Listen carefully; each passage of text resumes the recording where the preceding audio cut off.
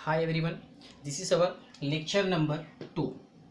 Okay, इसके पहले हमने लेक्चर नंबर फर्स्ट में देखा है, यही लेसन देखा था, living world and classification of microbes.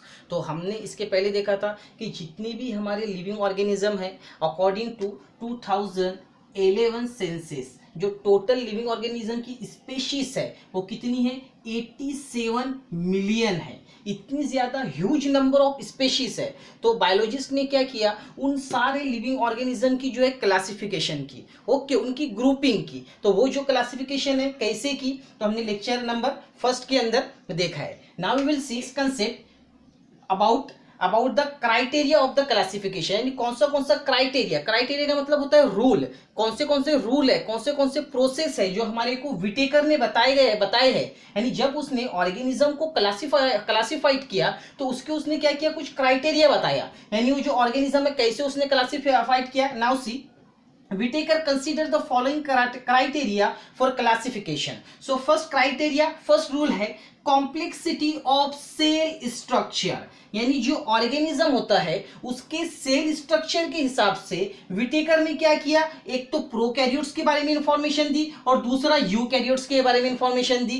Prokaryotes किसको बोलते हैं? जिसका जो सेल है वो कैसा होता है, सिंपल होता है, उसको हम क्या बोलते हैं, प्रोकैरियोट्स बोलते हैं। और जिसका सेल जो है कॉम्प्लेक्स होता है उसको हम क्या बोलते हैं, यूकैरियोट्स बोलते हैं। So on the basis of complexity of cell structure Whitaker gives two criteria, prokaryotes and eukaryotes. After see complexity of organism, here complexity of organism, that's mean we are talking about the body of organism. तो जो organism की जो body होती है वो कैसी होती है?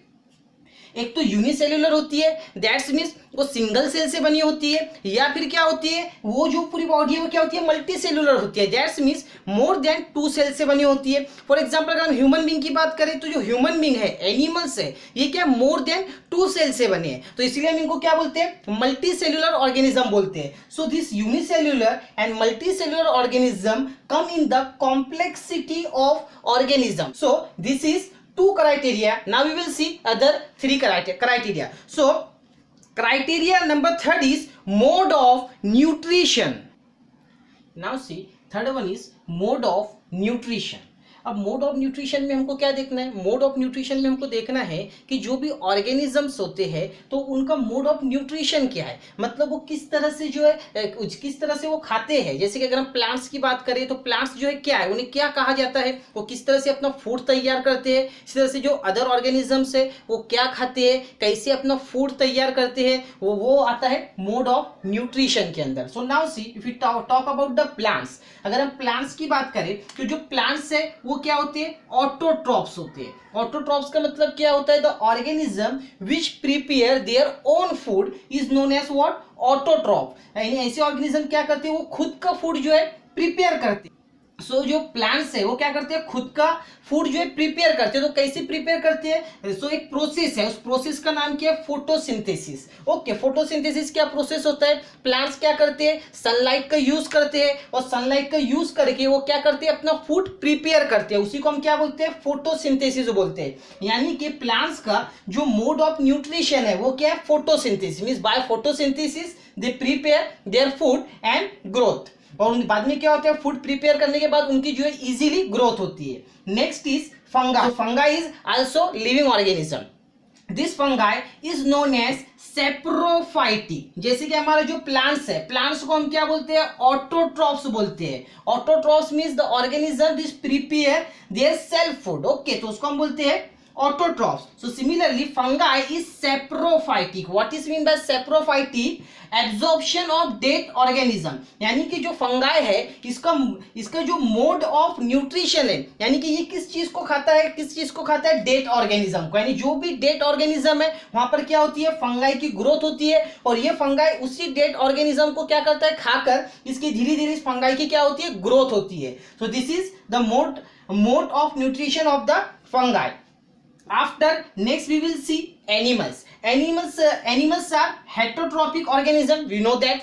एनिमल्स को क्या बोलते हैं? हेटरोट्रॉपिक्स बोलते हैं, और प्लांट्स को क्या बोलते हैं? ऑटोट्रॉपिक्स बोलते हैं। Heterotrophs means the organisms which depend on another organism is known as what? Heterotrophic. So here heterotrophic and ingestive. Ingestive का मतलब क्या होता है? यानी कि जो एनिमल्स होते हैं तो उनका जो खाने का तरीका होता है वो कैसा है? बाय माउथ, यानी बाय माउथ वो जो है यूज करते हैं, तो उसी प्रोसेस को हम क्या बोलते हैं? इंजेस्टिव बोलते हैं। यानी कि अगर हम बात करें जो मल्टी सेल्यूलर ऑर्गेनिज्म होते हैं तो जनरली उनके अंदर क्या होता है? डाइजेस्टिव सिस्टम होता है। तो उसी डाइजेस्टिव सिस्टम से क्या होता है? उनका मोड ऑफ न्यूट्रिशन होता है। Next is lifestyle. So now see, in lifestyle the plant is known as producer. यानी जो हम अगर लाइफ स्टाइल की बात करें, यानी कि जो वो पूरा प्लांट है उसकी लाइफ स्टाइल क्या है, यानी पूरी लाइफ में क्या करता है? प्लांट्स एक ही काम करता है, सबसे इंपॉर्टेंट वो क्या? प्रोड्यूस करना। यानी फ्रूट्स जो है प्रोड्यूस करता है, ठीक है, तो वो क्या है? प्रोड्यूस, यानी कुछ ना कुछ प्रोड्यूस करता है। फ्रूट की बात करते हैं हम, फ्रूट्स बोल सकते हैं, ठीक है, फ्रूट्स भी क्या करता है? प्रोड्यूस करता है। इसी के साथ बहुत से जो फ्लावर को भी क्या करता है? प्रोड्यूस करता है। लीफ को भी क्या करता है? प्रोड्यूस करता है। तो ये जितनी भी चीजें ये प्रोड्यूस करता है। अदर ऑर्गेनिज्म क्या करते हैं? इसको कंज्यूम करते हैं। तो कौन से ऑर्गेनिज्म कंज्यूम करते हैं? एनिमल्स। ओके, एनिमल्स क्या है? Animals is known as consumer. Consumer means what? Eater.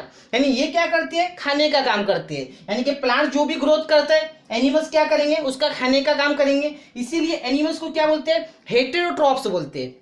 Heterotrophs का मतलब क्या होता है? The organism which are depend on another organism. जैसे कि यहां अगर आप ऑब्जर्व करो तो एनिमल्स क्या करते हैं? ये प्लांट्स पर डिपेंड होते हैं। यानी प्लांट्स पर अगर लीफ होंगे, फ्लावर्स होंगे, फ्रूट्स होंगे तो ये एनिमल्स क्या करेंगे? खाएंगे।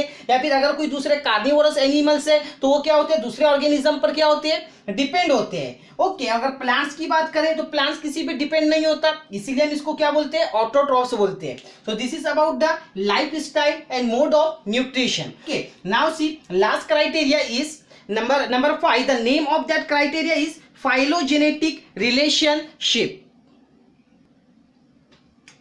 So phylogenetic relationship. So here first we have to know what is mean by phylogenetic relationship. तो phylogenetic के अंदर क्या होता है? उसके अंदर हमारे को ये बताना पड़ता है कि सबसे पहले कौन सा ऑर्गेनिज्म आया, फिर उस ऑर्गेनिज्म से बाकी दूसरे ऑर्गेनिज्म कौन से आए। तो यहाँ पर हम बोल सकते हैं common thing. Okay, common thing of ancestor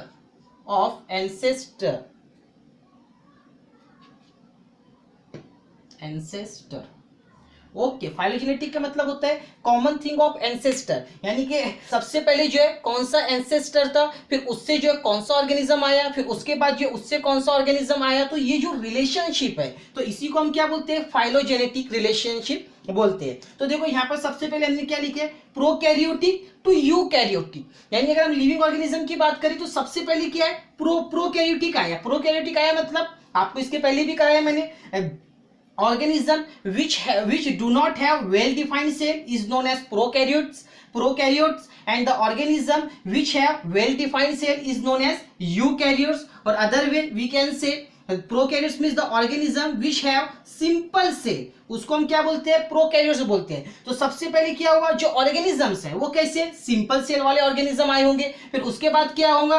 complex cell वाले ऑर्गेनिज्म आए होंगे। तो इसीलिए हमने यहाँ पर लिखा है prokaryotic to eukaryotic. That's means simple cell से कॉम्प्लेक्स सेल वाले ऑर्गेनिज्म आए। इसी तरह से अगर पूरी बॉडी के बारे में अगर हम बात करें तो यूनिसेल्युलर होते हैं और मल्टी सेल्युलर होते हैं। यूनिसेल्युलर का मतलब क्या होता है? The organism which have single cell is known as unicellular. Multicellular means what? The organism which have multiple cell or we can say more than 2 cell is known as multicellular organism. तो सबसे पहले क्या हुआ? Unicellular organism आए, फिर unicellular के बाद क्या हुआ? मल्टीसेल्युलर ऑर्गेनिज्म आए। जैसे कि आपको पता होगा सबसे पहले जो लिविंग ऑर्गेनिज्म है वो कहाँ पर आया? सी में आया, मतलब वाटर बॉडी के अंदर आया। तो वो जो ऑर्गेनिज्म था कैसा था? मतलब वो ऑर्गेनिज्म वाटर के अंदर आया, यूनिसेल्युलर था। फिर यूनिसेल्युलर से धीरे धीरे क्या हुआ? उसके अंदर जो चेंजेस होते गए, उसकी जो बॉडी है वो और कॉम्प्लिकेटेड बनते गई। बाद में क्या हुआ? मल्टीसेल्युलर ऑर्गेनिज्म आए। So here I am writing unicellular to multicellular. So this is known as phylogenetic relationship. यानी कौन सी चीज पहले आई फिर उसके बाद कौन सी चीज आई। So here prokaryotic to eukaryotic, after unicellular to multicellular.